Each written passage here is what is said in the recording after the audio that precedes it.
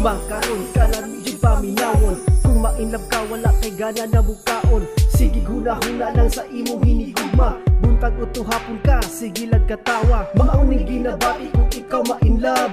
Di na ka mapugan mo kalit kag balibag. Buhaton ang tanan para maangkulan siya.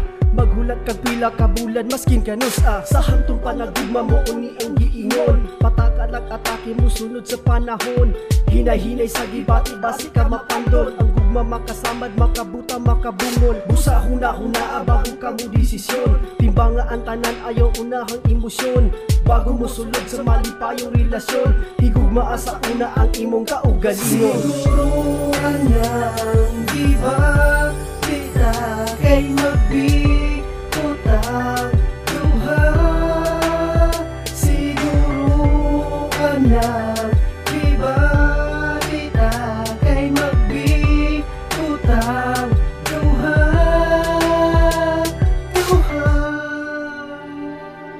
Siguro ang gipili ayaw na nga ay liki. Makahulat ang gugma kung tinuod ang gibati. Magbikot ang duha kay ang gugma walay gipili. Paminaw jud inday kini tinuuray. Mga pakya sa gugma daghan nagpakamatay. Abi nilag kalipay daghan sila nagmahay. Daghang naminaw hantod karon sige lang away. Sayon lang konsultion sa gugma di bakapon. Ihatag ang tanan hantod karon nagpaulipon.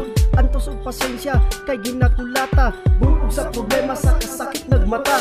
Ang gugma sakripisyo antos mauni klaro. Sakong desisyon maunang ibutang sa ulo. Dapat sigurado dublihang paniguro. Kay magbikot akong successful mauni gwapo. Siguro anang di ba kita kay magbikutan duha.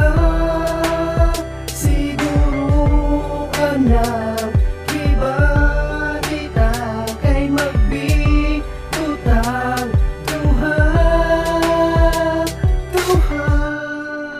Ang gugma muralag biko. Tamis, pilit o delikado. Tamis ang pagbati sa dihang siya ang imong gipili. Pilit ang relasyon kay gusto nimo kamo magkadayon. Delikado kung ang gipili nimo hinigugma didto sa uban nagpaamunga. Siguro anang di ba kita kay magbikutan